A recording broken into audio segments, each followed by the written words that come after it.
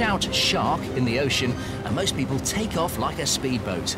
But in Florida, they're as likely to grab a fishing rod. You all right? Yeah, it's coming at us. And when you're catching shark for sport, you need a super hook that can handle a monster, but won't harm the catch of the day. So, how do they do it? Off the Florida Keys, Steve Roger and Jeff Pierce are in search of the ocean's most fearsome predator. They may have all the kit and a boat worth $50,000, but everything hangs on a bit of wire costing less than $1. A fish hook. And when it comes to making a hook capable of landing a 100-kilo monster, the world's fishermen turn to Norwegian company Mustad. They're so renowned that in parts of the world, mustad is the local word for fish hook. The company make over 1.2 billion a year and go through 75,000 kilometers of wire. That's more than enough to build a zip wire from Norway to New York and back 7 times. They use Swedish steel with a carbon content of 0.7% to make it super hard. But it's not hard enough to make a fish hook. And it's certainly not clean enough. So the wire's lowered into an acid bath on what else but a big hook. It comes out utterly pristine, but it's no match for a 100-kilo shark. So next the wire is drawn through a series of dies. As it passes through smaller and smaller holes, the wire is being thinned down from 7 millimeters. In essence, the same amount of metal is being squeezed into a thinner, stronger thread, until it's a lean, mean 4.05 millimeters in diameter. It's now ready for the hook machine. These examples are in the company museum, but the principle hasn't changed since they were built in 1877. In the fish hook business, it's not just the sharks in the sea you've got to worry about. Patenting prevents copying, but expires a few years after issue. And then everyone gets the design. So the company's fish hook machine has never been patented. Its secrets have been rigorously guarded by the likes of production manager Ernst Andersen. These machines are the secret of our success. That's why we keep them secret. And you've got more chance of landing the Loch Ness Monster than hoarding the machine's secrets out of Ernst. All I can tell you is that wire is coming in at one end and fish hooks are coming out at the other end. Thanks, Ernst. The wire goes into the machine.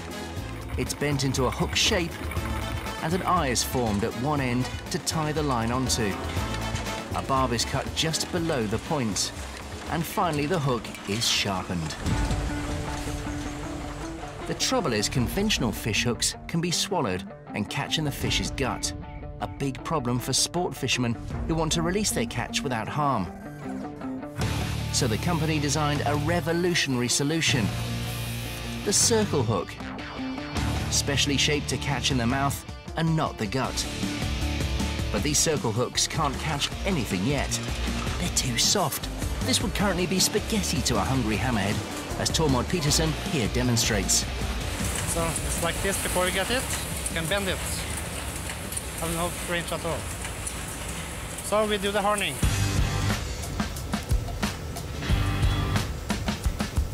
To toughen the hooks further, this machine heats them to a blistering 850 degrees Celsius. To harden the metal, it must cool very quickly. So once they come out of the oven, the hooks are immersed in oil, which drops the temperature to 60 degrees. From 850 degrees down to 60. That will take about 1 second, or less than 1 second. That's what makes the horning process. Now that the hook has been strengthened, Tormod can't bend it at all. But Tormod isn't as strong as a 3-meter shark. Luckily, Ernst has a machine that is. Time to test the hook's metal. This hook is supposed to withstand 75 kilos before it's opening up. We are now at 100 kilos. So this hook has no problem to take the load it's designed for. So it's bad news for sharks, barracudas out there. Now there's only one place that this hook belongs, in a shark. And Jeff's got a bite. his circle hook has snared a bigger than average shark. That's a big fish. He's 400-pound fish. Yeah. He's huge. A lot of strength there. He's mad. He's snapping his jaws. I see that. I see that. Jeff estimates this is a 180-kilo shark, more than twice the weight the hook has been tested to. Will it hold?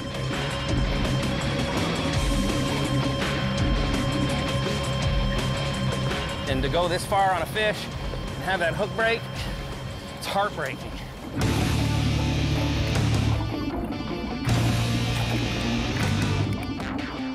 The circle hook has done exactly what it's designed to do. Hook the fish in the mouth, not in the gut. Woo! What a fish. Boy. For sports fishermen, it's all about the chase. The last thing Jeff wants is to harm this magnificent fish. And thanks to the circle hook, the shark is easily released without injury. Oh. Awesome. Awesome Got fish. the hook. That's an awesome job.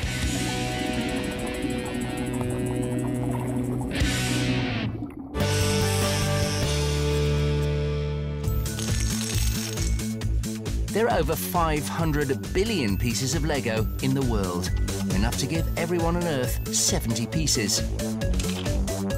And 50 million of them are here in Legoland, Florida.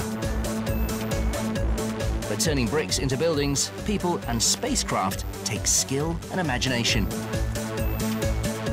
So, how do they do it? It's 8 a.m. in Washington, D.C. Don't panic. Congress isn't under attack. These seemingly Chevy-sized shoes belong to the perfectly proportioned Jason Miller, one of Legoland's master model makers. And the big man has a busy day ahead of him. The park is always adding new attractions, and that means Jason has to build up to 50 new models every year.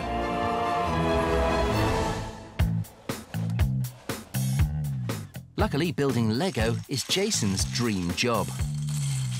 When I was a child, building with Lego mainly consisted of sets, but I used to take those sets and create these massive dioramas. This is one of the Wild West sets. It's the sheriff's lockup. And this one was just so much fun as a kid, playing with and imagining that the bank robbers were breaking out of the jail. It was just incredible. However, today he has a rather unusual challenge. Most model builders start from something large and miniaturize it. But Jason is taking a Lego miniature figure and making it more than 30 times larger. To start with, he uses a computer program to help visualize the proportions of the finished figure. The software is purely a tool. It's not anything that we really rely on. We rely on our imagination and creativity in order to build these models. It just gives us a good starting point. When it comes to building the model, Jason has just the same standard bricks to work with as any Lego builder. Although in his toy box, he does have 150,000 of them. He starts with a base for the soles of the feet and works his way up to the Lego legs. One of the most important things to remember is to overlap the bricks. I'm actually building one layer this way, the other layer this way, which makes it as strong as it possibly can be. The prototype takes 32 hours to build. But it's still not strong enough to face one of nature's most destructive forces, children. Now I'm building the model for real. I'm actually having to glue each piece by piece. That entails taking my glue bottle and gluing every little stud upon every brick for every single one of these pieces. And this is no ordinary adhesive. Lego have developed a special polymer that melts the plastic, turning these individual pieces into one massive, strong block. One slip here, and you're stuck with it. There's no going back. Once I've glued a piece on, I can't get it back off. The polymer may be solid enough to resist children's fingers, but even the strongest glue won't protect the park's models from a hurricane. And Florida is hit by more hurricanes than any other US state.